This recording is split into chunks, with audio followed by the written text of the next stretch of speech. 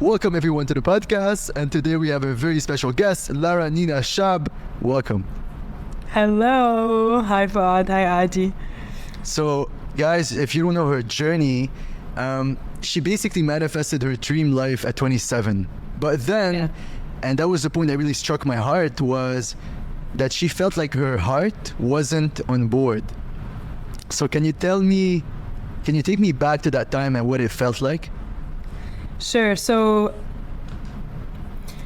at 27, I feel I was born when I was 27. My life started when I was 27. So at 27, I woke up in literally my dream apartment, my dream job, dream salary. I was traveling the world twice a month. I was working with TED, Vox, Vice. Like, I had the dream job. I was in the executive suite at 26.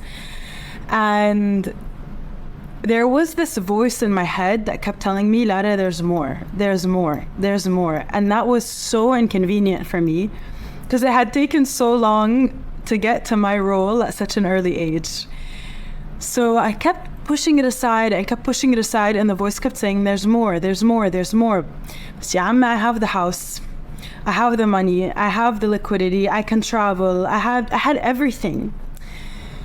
And the biggest decision I made was to trust that voice. My hair was always like a big part of my personality. And so I thought, if I'm going to have the courage to listen to my voice, then if I shave my head, I can do anything. So I shaved my head and I bought a one-way ticket to India, thinking that I was going to find myself in India. And I thought the problem was corporate. Maybe I'm not made for corporate, maybe I'm made for the spiritual world. And I got to India and it was amazing. I was living in temples, waking up at 4 a.m., drums, celebrating God, celebrating life. And then I'm like, Lara, you're Lebanese. And it's a beautiful culture, but it's not your culture. What are you doing in India? Like, what are you hiding from? What are you running from? So first it was, not finding myself in the corporate sector. And then I went to the ends of the earth on the spiritual sector and I didn't find myself there. And then I realized, the only common denominator in all of this is me. I'm the problem. And that's when my journey really started. It was the hardest thing ever because I realized I really didn't know who I was. I didn't know what I wanted. I didn't know why I was doing what I was doing. You have the job, but why? For who? You have the apartment, why? For who? Who are you proving these things to? What do you want?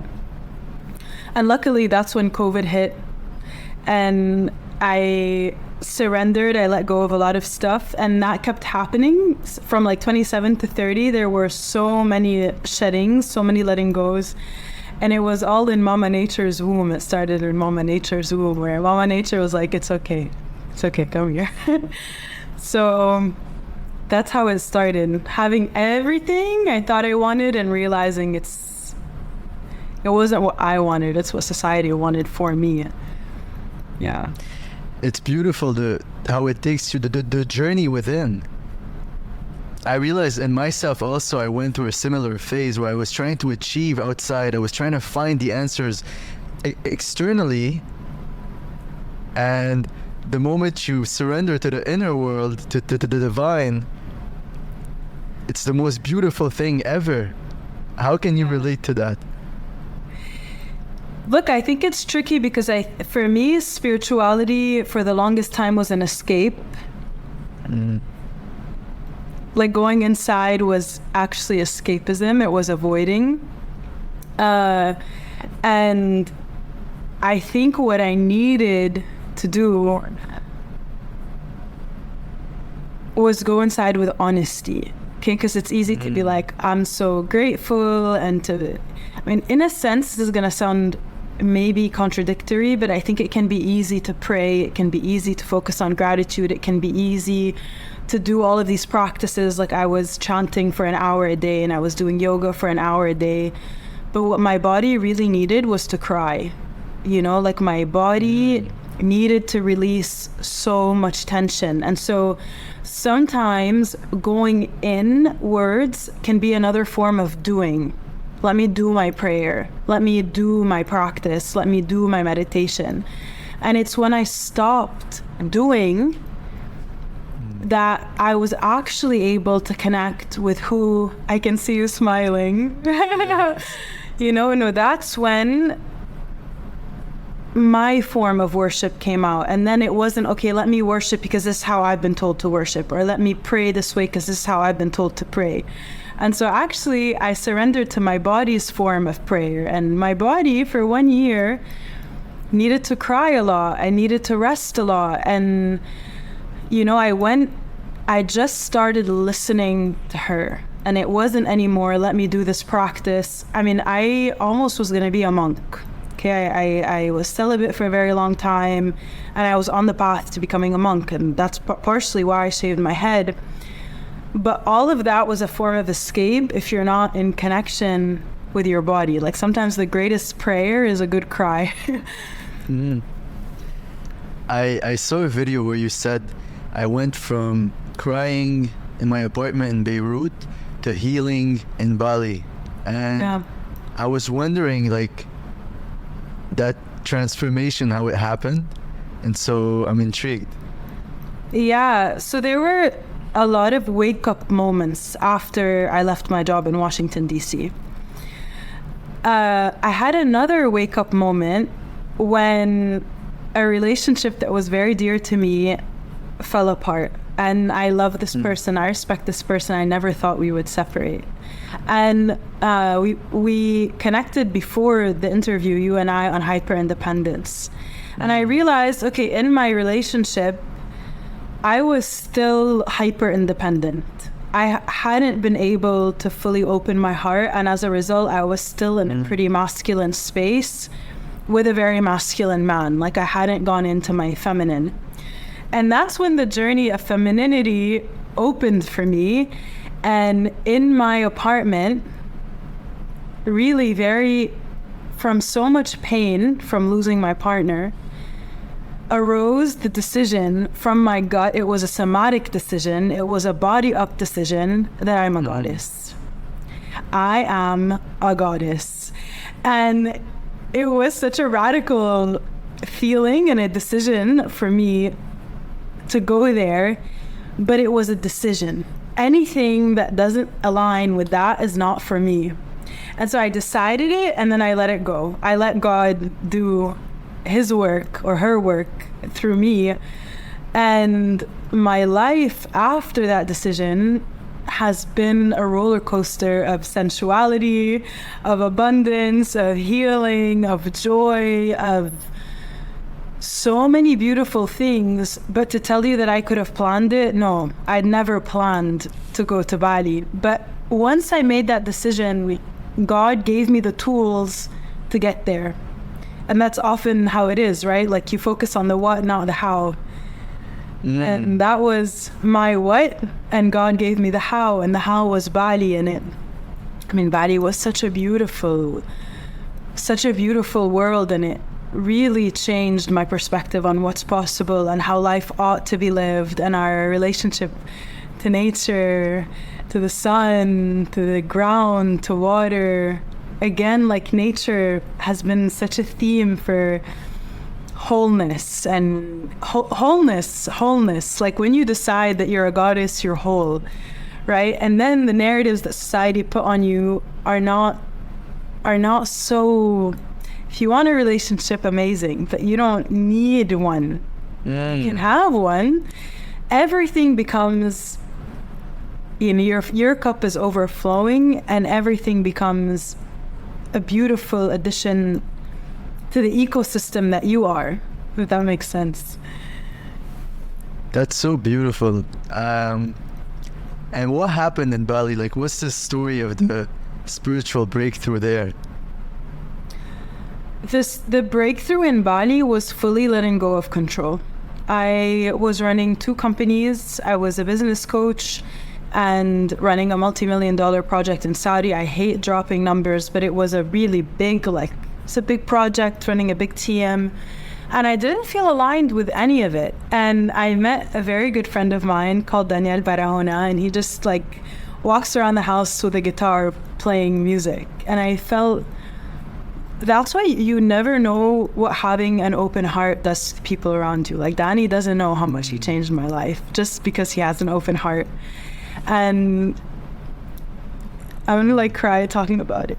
I owe him so much, so much, but he just had such an open heart, and I felt so comfortable around him that I was able to say, you know, actually, like, it's cool to be a business coach, but it's not for me. And the Saudi project is really cool, but I don't think it's for me. And so there was a huge moment of vulnerability where was like, Lara, your whole life you've been told you need to have it figured out. I don't have it figured out. I don't know. And I didn't, and I wasn't in a rush to know. You know, I told God, I was like, if it's not right for me, take it away and I'm yours. Whatever you want me to do, I'm gonna do.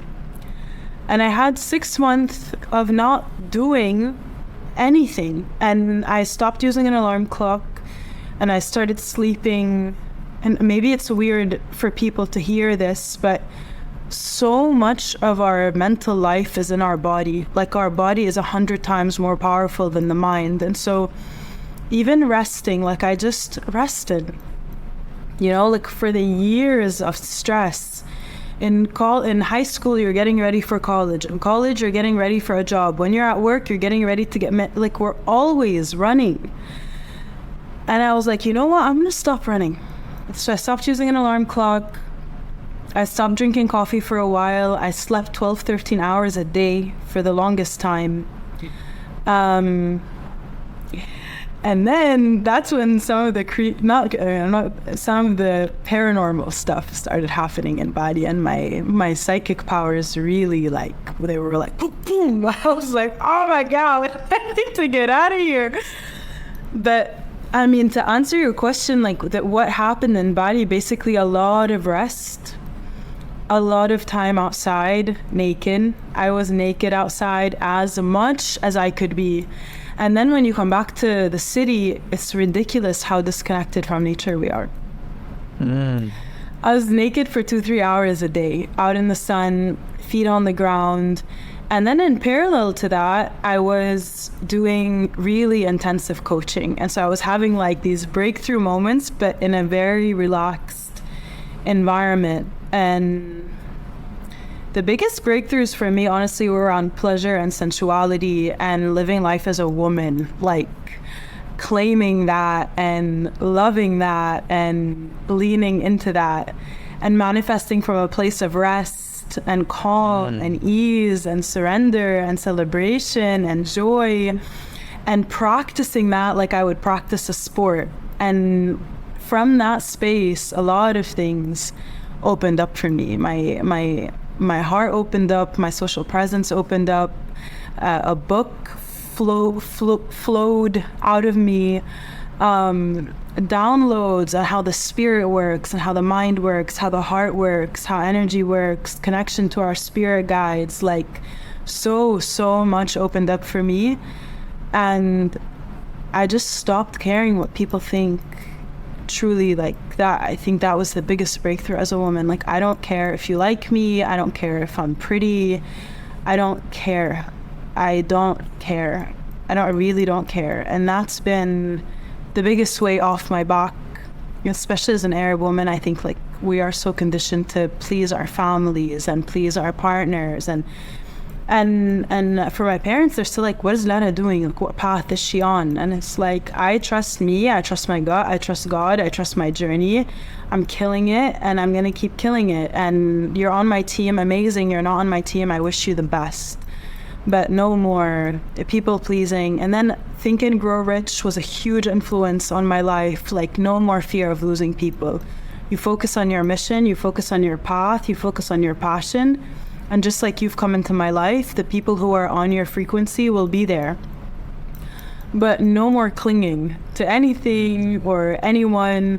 just forward motion, action taking. And maybe that doesn't sound very feminine, but when it comes from a surrendered space, it's like butter, you know. It's like the whole thing is like butter. Like if you look at me on the outside, I work very long hours, but on the inside, it's a dance, you know. You're in communion with your work and your environment.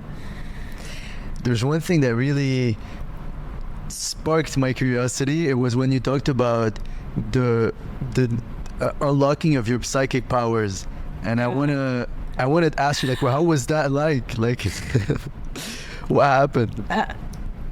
Honestly, I want to hear you a bit louder. Let me see if this is better. Yeah, okay.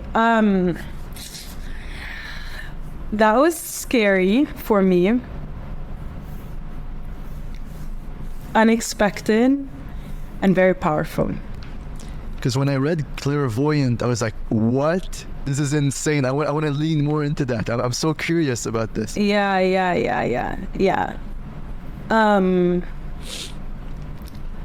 How to even explain how that happened? Like, that's actually what sparked writing my book, because I had so many paranormal experiences and bad, like, so. Can you tell us some? Like, can you share some? Because it's, for me, this is like this is like popcorn. And just, I feel so excited listening to that. Yeah. So I had met Angelo, and I was living at the time with Angelo and Danny and like a group of entrepreneurs in Bali. And when Angelo met me, he was like, you know, you're a psychic, like you're gonna do this for life. And I was like, shut up, you're an idiot. And never talked to me again. And I was so not open to the idea. Okay, forgive me if the story is a little rough, because it was so sudden that I'm trying to get to how the door opened. And one night, we were chilling in our hotel room before we moved into the big villa where we were all living. And okay, I got it. Okay, here's how it started. So Angelo was singing one night because I knew he had to sing. He doesn't sing, and I was like, listen, you have to sing.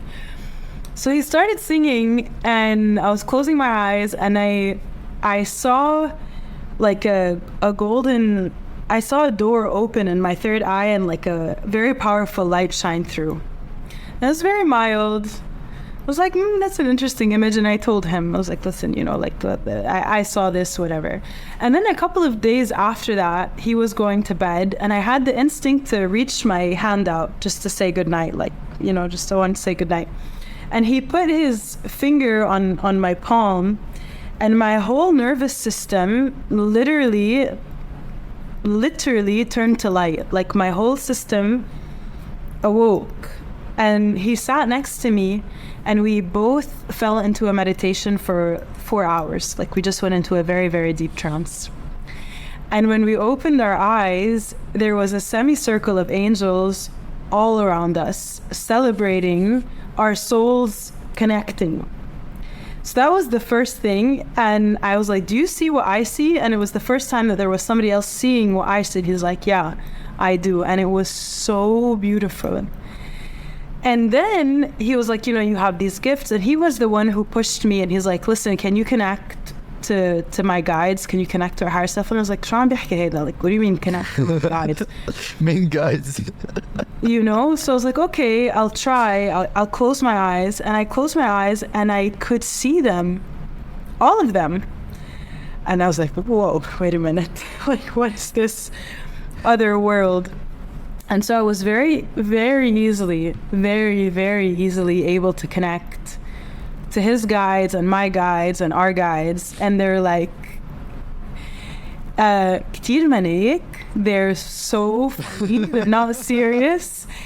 They're like siblings, you know. They tease. They're very funny. And so that was one set of experiences, and then there was another set of experiences that honestly really scared me. I thought, Khalas, I need to leave Bali, it's too much. Do you want to hear the second set of experiences? Yeah, sure. Sure. So we had a villa okay, called the Pink Villa. And we had to Just walk. can I interrupt you just 1 second because that popped to mind? What were the Yes. guides like when you saw the guides? What was Yes. that interaction like, and what did you get from them? Like, what did you feel there? Okay, I'm not going to get too technical, but different guides have different feelings. And the coolest thing ever is that they are alive and they are also evolving. So, okay, get this. So basically, we are you as Adi or Adi, and you have millions of spiritual teammates that are here to support you on your path.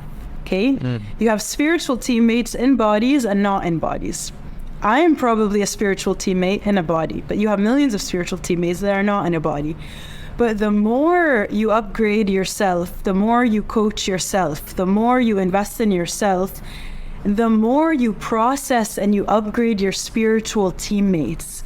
And the coolest thing ever is you see guides that have a certain form.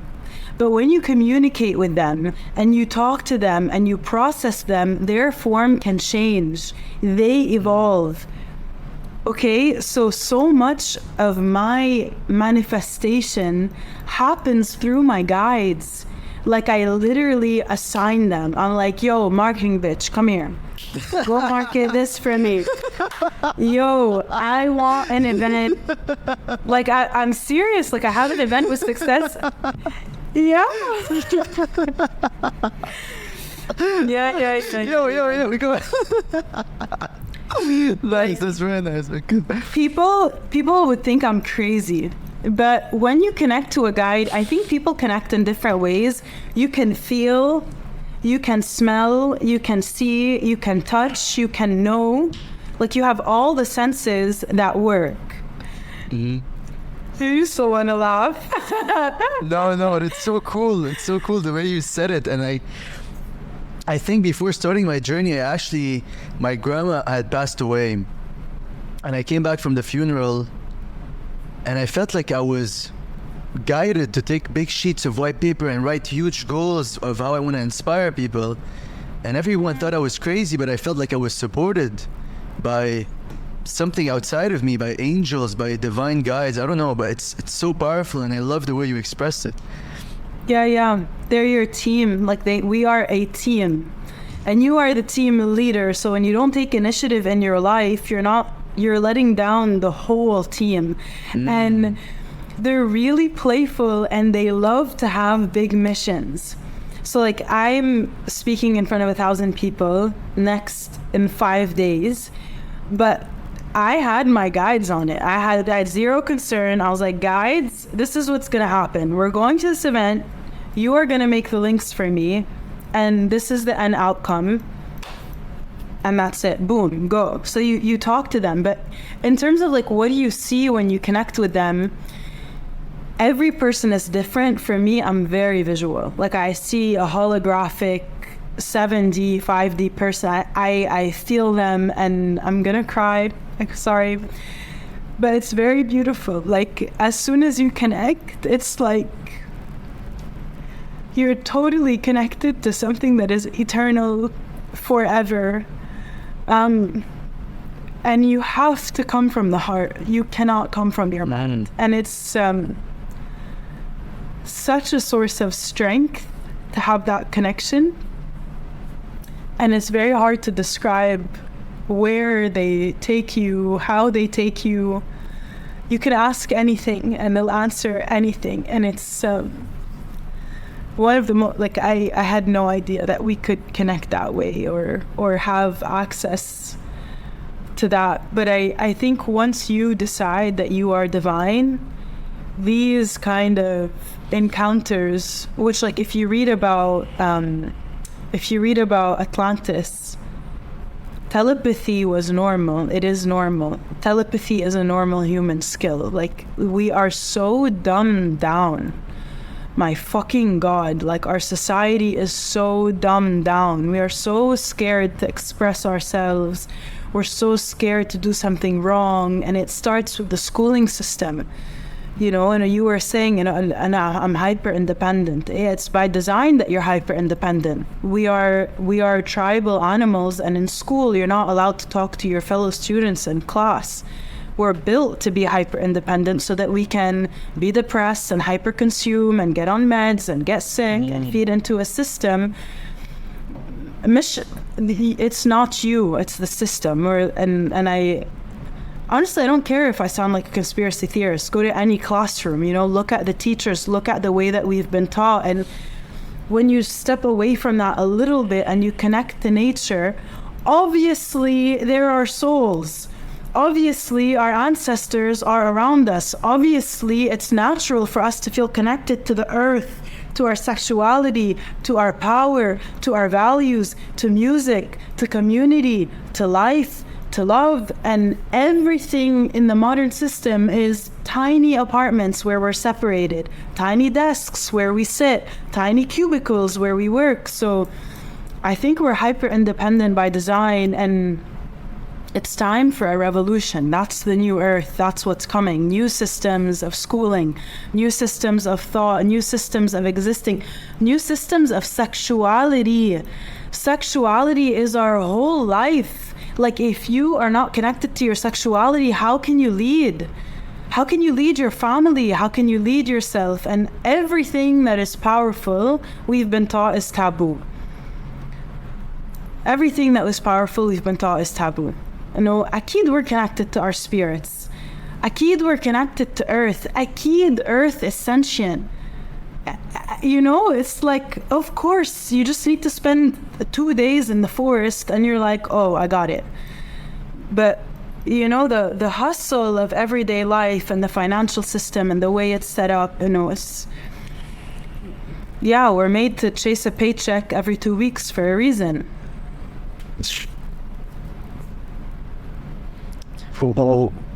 I couldn't agree more with everything you just said. I used to, for example, the hyper independence was a thing that, like, for the past 7 years, locked me in this grind mode where I'm just trying to do. And the past 2 years, I've been more trying to reconnect and be. Yeah. Which I think is a lot of your journey also, was going from doing to being and flourishing in that place that's so beautiful. Like, there's nothing that comes close to it. Yeah. And the people doing, if they just pause and connect with that place, will realize that you have already everything you want. It's already there. Yeah, but it's very scary because it might mean the death of the relationship. Because once you get out of doing and you move into being, maybe you were in your relationship from a place of anxiety or a place of insecurity, or you're in your job because you think it's what you should do. So there's a lot of courage that's required to follow that path, because your path is not going to look like anybody else's, and you will have mentors and you will have teachers and you will have friends, but you will have to die to the version of you thought would make you proud. You know? And it's crazy, the alignment here, because a few days ago I decided I wanted to reread A New Earth by Eckhart Tolle, and you just mentioned A New Earth. You talked about being reborn, and also this is a key theme this past year in my life, where I'm letting go of all that, those blockages within that just keep you stuck in insecurity and shame and the behaviors that come with that, you know? Like, you try to get people's attention to try to feel worthy, then you feel the lack of worth, then you do it again. The patterns that keep repeating themselves. I think it's beautiful how you meet the right people at the right time.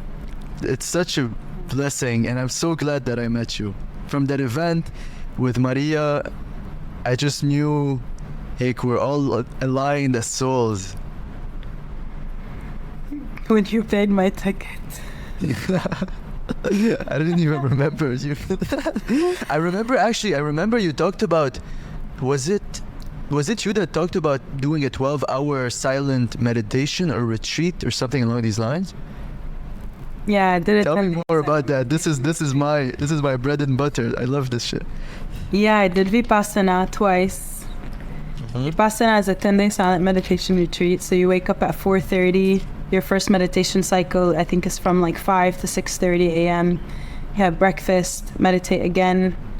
Lunch is at 11:30. That's your last meal of the day. And then you meditate 10 hours a day. What did that bring up? Because I know meditation is a place where you actually face everything that you've perhaps been avoiding. So what did that bring up, and was there kind of like a breakthrough through it where you processed and overcame it? The best way to describe that experience is I feel like I went in an acorn and I came out like an oak tree. It was, and everything comes back to the body. Everything comes back to the body. The mind, the strength of the mind doesn't compare to what's stored in the body. And so even when we try to meditate or we try to do something, Vipassana is a process of just connecting to what's happening in the body and the breath. There's no mantra, it's what's in the body, what's in the body, what's in the body, what's in the body, what's in the body, what's in the body, what's in the body, what's in the body, what's in the body. Hour after hour after hour, you're just connecting to your cells. And there's a beautiful song by Trevor Hall, and he says, in and through the body, it's in and through the body. And it's in and through the body. So everything is in the body. Like it sounds so counterintuitive, but if you just connect to your cells, your gut, and that feeling of anxiety, if you have it, all your answers are there. The mind is like a tool to navigate all this raw power in the body. But the power is in the cells, the power is in the organs, the power is literally in the body. And that was the biggest takeaway. I mean, it's very hard to condense how much you learn in that space, but the biggest takeaway is it's in your body, it's in the body. Personal development is great, but it's amazing, but it has to be combined with connecting you to the body, connect to all your centers of power.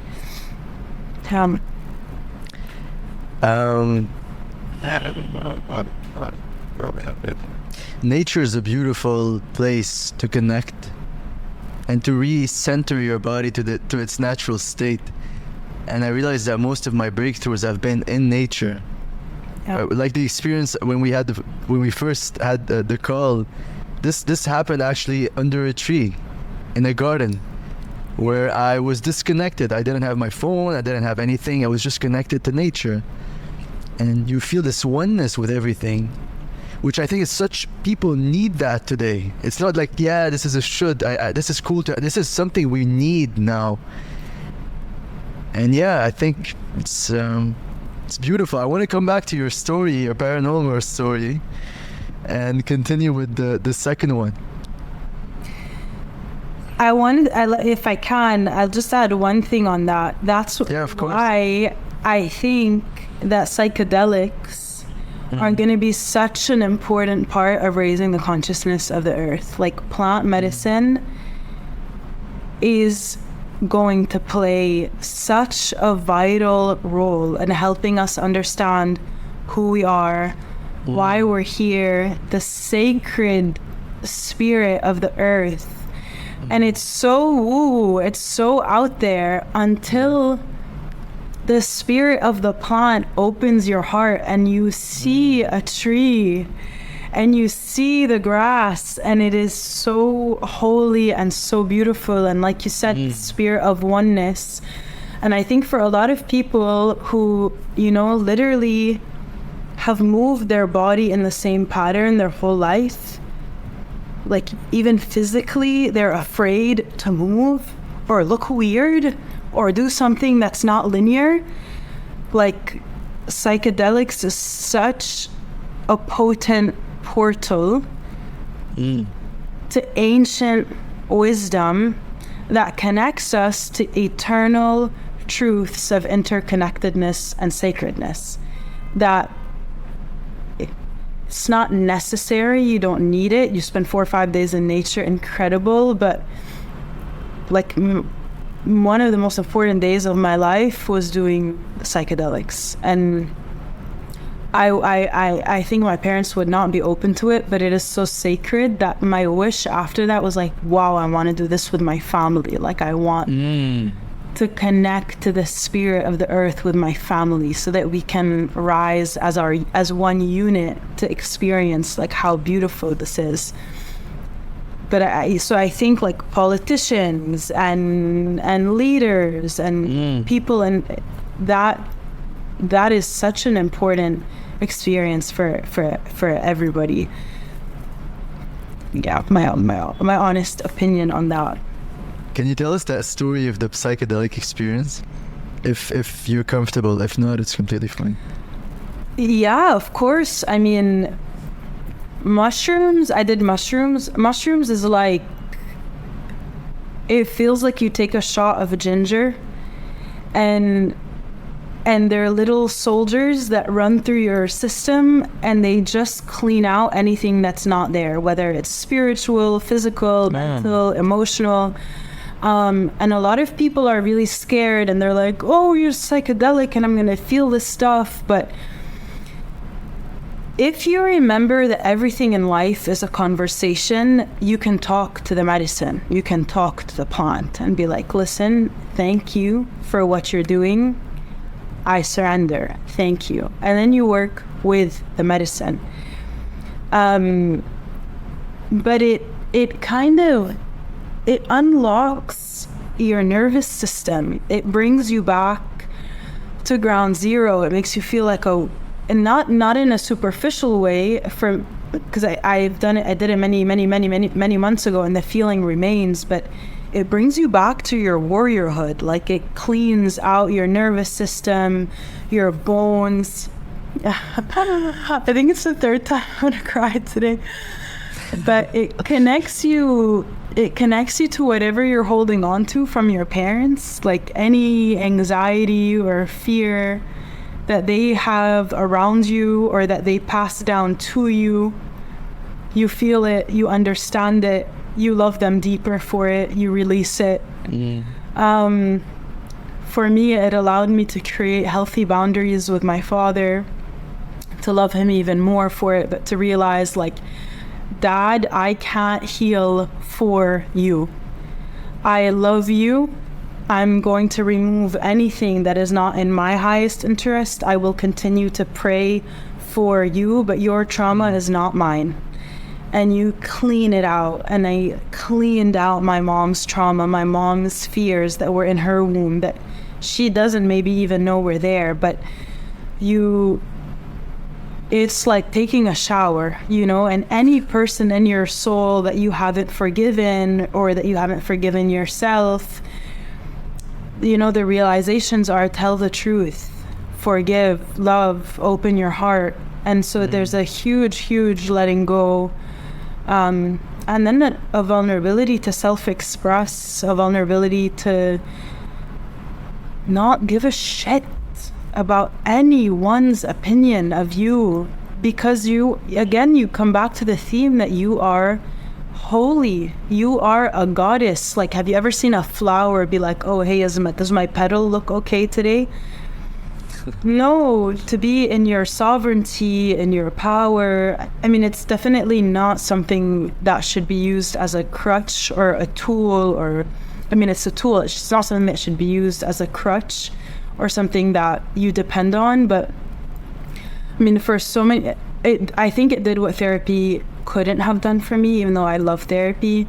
It connected me to my hips, to my spine, to my pleasure, so much pleasure, so much pleasure. Like, connect your nervous system to the frequency of pleasure and celebration. And I think we grew up in a system that is so closed, you know, so we don't even know how to experience pleasure or joy. Like, there's always a guilt attached to it. Yeah, like, you know, no, I can't be too loud, I can't laugh too loud, I can't, if you're in bed, sorry, I can't moan too loud. But you know, all these things that are so part of being human, and, you know, so fully human, are so squashed. And I think psychedelics are a beautiful way to come back to who we are, and then you let them go. I mean, people use psychedelics to let go of addictions. They're not addictive at all, unless you're really mentally unstable, and that's going to be, you know. But for most people, it's just. But I think psychedelics should play and will play a very big part in the new earth and establishing new systems. There's this Netflix documentary that actually talks about the healing effect for mental health of psychedelics, and I was so intrigued by the fact that it was such a taboo before, right? It was like, no, psychedelics, no, like you're a drug addict if you do them, you're a druggie. But now it's like, no, this is actually healing. These are plants that can literally solve years of trauma and can free you. And you're so on point with the fact that we've been like kind of boxed in to certain rituals and certain ways of being and certain ways of doing. And if you do that, that's wrong. And if you do this, that's right. And who made these rules? And I questioned these things when I was younger. I was like, who the fuck made these rules? You know? And I still, I'm not going to sit here and act like I've broken free, because I've not. But I've removed so many layers, and I'm still now, the layer that I'm facing now is, for example, the layer of trying to validate myself through others' attention, and I'm letting go of that. Yeah. And so there was this girl, for example, that I really had this crush on for the past year, literally like a kid, like a literal kid. And sometimes I look at myself, I said, what the? Yeah. So I tried to get her attention. When I didn't, I felt so much hurt in my heart, so much blockages, so much heaviness. And 2 days ago, I was listening to a video by Michael A. Singer. I don't know if you know him. Not very well, no. He's the author of the Untethered Soul, and he said how we all have this Shakti, this divine energy always flowing through us from the bottom till up, flowing. But what stops the flowing is blockages from the external world. When you allow something to become, to block you.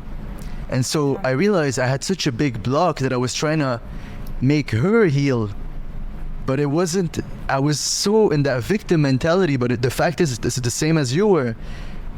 I realized it was me doing this to me, not her, me. And so I let go of that blockage, and the energy started flowing. Yeah, and I feel so connected, and I realized that the lesson from here was, you are already divine. No one can fill that for you. You are already that. Yeah. And it's such a beautiful, beautiful realization. So whole, it's so wholesome. And the other thing that comes up for me, Adi, and thank you for sharing that, is like divine communication. When you're able to communicate at the highest level with yourself, it allows you to communicate with others. So in relationship, I feel I've gotten to a place where I'm very comfortable articulating what I am and what I'm not comfortable with. And I love the humility that you come from, you know, like, yeah, I haven't figured it out. I still have a lot to go. And I think for me, like, obviously the same, like, I'm obviously not all the way there, but so much improvement. And a huge key has been communication and the ability to articulate what you want. So in a relationship, like, have you articulated to yourself clearly, have you written it down what you want in a relationship? So when you're clear on what you want and what you expect, and you're in conversation with the life that is coming for you, undeniably, that partnership, that role, then anything that is not aligned with that, you are able to communicate with honesty, openness, and love. And you're like, hey, actually, this is what I'm looking for. And if this lines up, it's incredible. And if not, it's okay.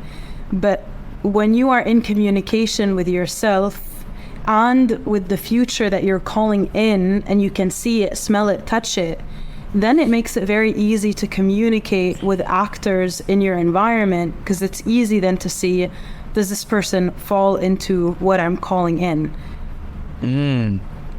Right? I love that. I love the way you put that. That's why having a vision board is so important, and having like Joe Dispenza, a mind movie. Like, I listen to what my life is going to be every morning, every night. I listen to it, and anything that's not aligned with that, it just like slides off. Like it's just not for me. But it comes down to communication, and can you communicate with that desired future, which then allows you to communicate with other aspects in your present. Because we're like musicians that are moving between the future, past, and present.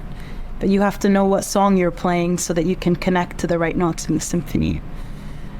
Joe Dispenza's meditations, I've actually done his meditations for 12 months, an hour a day, where you put on literally to close your eyes. And I was trying to reprogram my subconscious to, I am lovable. I'm already loved, because I had so much self-hate. And so one breakthrough that I still remember to this day is I had finished my meditation, and I was in the UK, and I was going for a run. It was a beautiful sunny day. There was green trees, and I was running, and this random stranger, I remember in the meditation, I had felt this like love all around me. And this random stranger, like in the middle of the winter, looks at me, and he's running also he's running with no t-shirt, and it was like 2 degrees, like it was crazy. And he looks at me just randomly and does me this. Yeah, he does me a heart, and I keep going, and I'm like, who's that? Like, I didn't even know the guy, but then it was a validation to, like, you are a creator of your reality. This is not some just woo-woo stuff that people say to just like, this is the truth. Your intentions manifest. Yeah. And the more it's in your body, the more it becomes who you are, and you don't have to prove anything to anyone, You just, you gotta feel it in the body. And that's why I think sexual energy is so important, because sexual energy is creative energy. So when you link that desired future to that pleasure, it's a magnet for what you want to call in, it's a need, it's a desire. And so if you read like Think and Grow Rich, desire is the thing. And that's why I think it's so important to connect to our self-expression and our desire, because it comes from the body. It comes from this inner place of, okay, yeah, for a long time you're manifesting from up here. I'm lovable. Yeah. And that's why also music is so powerful, because you connect to a beat, a rhythm, a song, and then you are in a holographic reality someplace in the future. But because you're feeling it with pleasure, it's called in, and it's called in, and it's called in. I wish I had my vision board of a year ago. Aji, literally, image by image, one by one, I'm literally watching them come to life. It's crazy. One by one. That's amazing. That's so beautiful. Yeah. The fact that an intention, just deciding this is what I want. I'm not worrying about the how, like you said. The how is gonna happen serendipitously with the flow of the universe. But just my intention, and this is the power of how you say for women, for example, I'm a goddess. We are God. God is within us. We have that ultimate power to manifest, and this is where most people try to think their way into a manifestation. And I did that for so long. Like I repeated those mantras, but didn't really feel it. And that's what you're all about. And I love this, the fact that you said you have to be in your body. You have to connect to that emotion. Yeah. And it's going to get called in. It's not something you have to reach for. It's going to come. 100%. Yeah, 100%. It's a game changer. It really is. And it goes back to wholeness, because then it's in you, it's within you. And it's been very challenging with the war in Lebanon and what's happening with Gaza. Yeah. You get to a point where you're like, am I wasting my time with bullshit theories about, like, you know, what it... But that was the biggest test for the work that I've been doing and the work that I do. And no, it's so important. It's so important to be connected to yourself, because that's the only way you're going to be able to serve and love. Above service is communication. Is communication. And as long as you're not whole within yourself, like what happened with you and that lovely lady, if you're not whole, you're projecting pieces of yourself that haven't been healed onto others. And it's either you're trying to heal them or you're trying to use them to fulfill you. And it's always it's either extractive or they're extracting, because you're not whole. But once you're whole, it becomes about communion. It becomes about communion with everything around you. Oneness. And we started this whole episode with hyper-independence. But what's the opposite of hyper-independence? Communion. Communication. And so all of these decisions, and by the way, like, what does it mean to decide, right? Decide is to literally, if you go back to the Greek root of the word decide, it literally means to cut off any other alternative. So a decision is not a light thing, right? When I decided I'm a goddess, a lot of people were no longer in my life because somatically that decision no longer aligned with them. So you decide on your reality, and when you cultivate that wholeness through the body, complemented by the mind, and you become a whole being, then all of your interactions are sacred communications because you are whole. So you don't need anything from anyone. And so you and I connecting is not I need Adi or Adi needs me. It's, oh my God, the pleasure of I get to communicate with another whole being. I get to, and even if the other person isn't whole, if you are whole, you render the other person whole through your presence. It's healing. You give them permission to not give a shit. You literally assign the work that you've done on yourself to the people around you through wholeness. This is such a powerful way to put everything we said, kind of the pieces of the puzzle of the entire episode, into one, like you said it, into one paragraph, which was so beautifully put. I'm actually taking time to let that sink in. The communion aspect is so powerful. Like in the spiritual path, you can understand the level you're at by your relationships. And there's a beautiful quote by Ram Dass that says, if you think you're enlightened, go spend a week with your family, right? Because they know all your little triggers, they know how to, you know. And I realized that I had so much, I thought I had grown so much alone in the UK in my own little temple and when I was meditating and just doing my stuff. But when I came back, I got triggered, I got angry, I got pissed, I got with my family, and I realized, maybe Ram Dass is right, you know. Yeah. So it's the entire thing is a beautiful journey where you think you arrived, but you haven't. It's a journey where you reconnect that wholeness and you just keep going. And but look, beautiful. I think even in those settings, communication, communion, which is like sacred communication, is the only way. Now, I have my family coming to this event, and we've butt heads multiple times.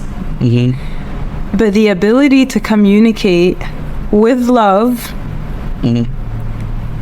is the key. Right? When you've because even in my mind, I've decided that I have it in what my life is. I have a wonderful relationship with my parents, with my siblings, and so anything that isn't that is no longer fits with my identity of self. And then again, you've built your relationship to the point in the future where your relationship is worked out with your family, so that communication is already built, and then it extends to the players in the present so that you can communicate with them to get to the point in the future that you've already decided on and already communicated with. Okay. See? I see it now. I see it. It's all the same. I see it. It's so beautiful, Anjad. By the way, this has been, before I finish, I want to ask one final question because I don't like to leave people hanging. But I want to say this was one of my favorite episodes till now. Favorite. Like, genuinely, I've done 37 episodes. This has been one of my most fulfilling whole, and I don't know, it feels like I've known you for years. I don't know why it feels like that, but it feels like that. So I want to dive again into the second story of the paranormal activity because people were expecting it and I don't want to leave them hanging. All right. So, we'll do it quickly. Okay. So, okay. We had a villa called the Pink Villa, which was a 7 to 8 minute walk on no street. It's in the middle of rice fields, okay? And we were like, oh, so romantic, like a 7 to 8 minute walk to the rice fields. And oh my God. And so Angelo and I were walking to the rice field. I think the moon was pretty full, so there are no street lights, but we could see. And then we're maybe like 3 minutes from the house, and we look at each other, and I swear to God that like we were in a totally different dimension. Like he was maybe half a meter away from me, but it looked all of a sudden like he was 2 meters away, and everything just got way, way, way more expanded. Like everything got bigger. Like we were literally in a different dimension. And I look at him and I'm like, do you see what I see? And he's like, yeah, I see what you see. It was very shocking. We were on nothing, okay? Nothing. We were just walking home. And so we had this experience where, we had this like glitch, almost like a glitch in reality. And then we get home and we're like, okay, that was cool, that was interesting. And then the second day, we're walking back home at night, and we were a bit trepidatious. We were like, maybe something might happen, we don't know. So we're walking and we stand by, and I swear to my grandma's underpants, I swear, there was a huge boulder to our right, and a freaking Bigfoot, like a creature that is 2.5 meters, all black, all hairy, not human in any way, walks out from behind this boulder, takes like 2-3 steps and disappears. So I look at Angelo and I'm like, did you see what I saw? And he's choking up and I'm choking up, and he's like, yeah, I did. Did you see what I saw? And at that point, I'm like, fuck body. I don't need any of this shit in my life. I don't need to see Oompa Loompas. I don't need to see fairies. I'm very happy with life as I know it. So we go back to the villa. We had one of our biggest fights ever. We were so stressed. And I was like, I can't. I'm going back to bed with, like, this is too much for me.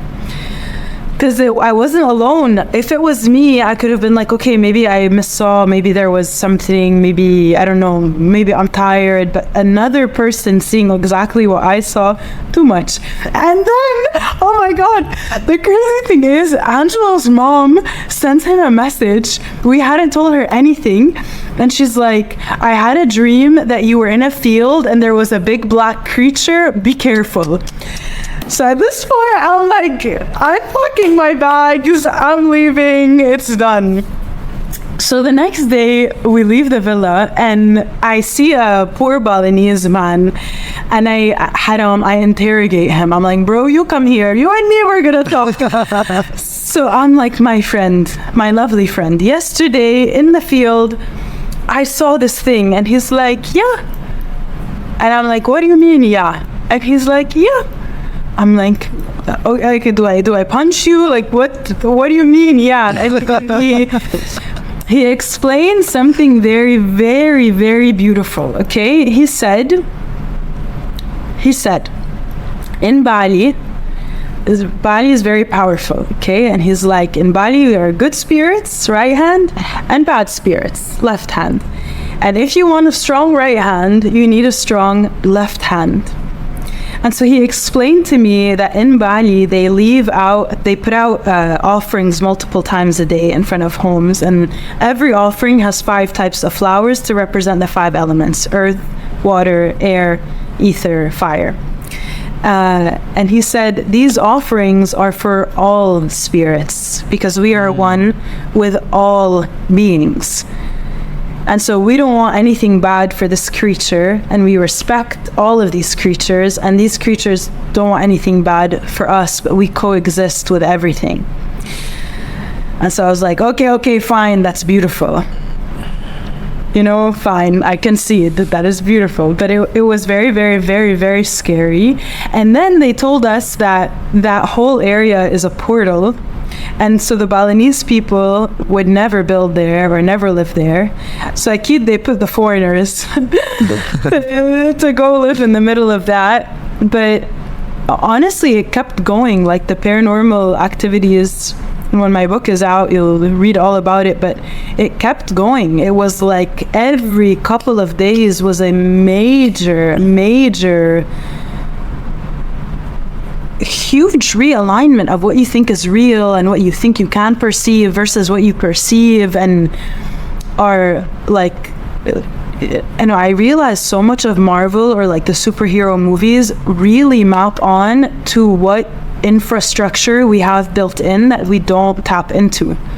And that's what I've become like really passionate about exploring and sharing our infrastructure. Like we have innate infrastructure that allows us to do certain things and move in certain ways, and it all comes back to communication. It all comes back to communication. And call me crazy, but I know Elon Musk is off totally in terms of like politics and whatever, but you know, his mission is to go to Mars.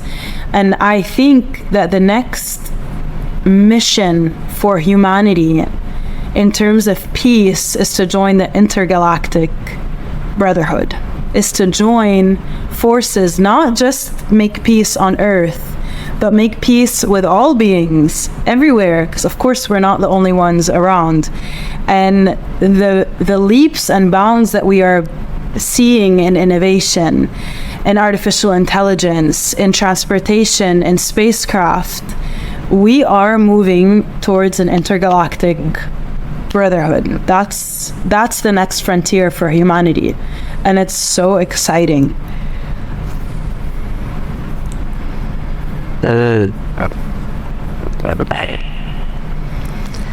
This is officially my favorite episode ever. I just realized this is my favorite episode ever. Lara, I want to thank you so much. I'm so glad to have met you, and I'm so glad that we're friends and that there's this communion. And I want to leave you the space to share anything you want to share, anything you want to, you're excited about, and where people can get to connect with you. First of all, thank you for your time. It's so lovely to connect at a level where there's no need to explain. So thank you for the space and the time. You know, closing thoughts would be get really excited for not even for me, but for everybody. Like, get really excited about your own life. Connect to your sexual energy and allow it to fill your whole being, your mind, your spirit, your creations.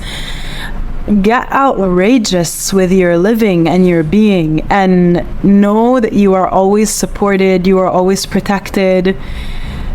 I'm feeling called to share this, but the people you lose were there to prepare you for what's next. And do not fear loss. Do not fear loss, for you are whole. And go trust your gut, trust your heart. Get excited, get in your pleasure, and let pleasure be your purpose. Let pleasure be what guides you. We have all burnt out. We've all burnt out from trying so hard to be something or be someone. You're whole, you're perfect. And follow your pleasure. You know, follow that beating heart inside of you that knows what it wants. And there's this, you know, you don't know what's gonna happen, and that's how it should be. I think we are successful to the degree that we are able to tolerate the unknown and to build a communication and a relationship with the unknown, which is a force in and of itself. It's like a lover, you know, get to know the unknown. Yeah. So amazing. Lara, in terms of where people can find me, LaraNinaShabb.com, that will be live in a couple of weeks, so that's where people can find me. Perfect. And just pure curiosity, have you decided the name of the book? I have a working title, which is There's no substitute for an open heart. I don't know yet what it will be. And is that coming out like in the next few months, or? Hopefully 5 to 6 months. Okay, nice. I'm excited. It's a manual for how to use what we can't see yet. Okay. Yeah. Lara, again, thank you so much for your time. This has been, I don't know if you guys enjoyed it as much as I did, but this was one of my favorite experiences. It wasn't just like it was communication, but it was like an experience within, and it's beautiful. It's genuinely like everything we talked about, like the paranormal experiences, you figuring out your psychic powers, the fact that we're all interconnected, we're all one, we're all love. This is a message that needs to be put across more and more. So, Lara, thank you so much. Thank you so much, Adi. Bye, everybody.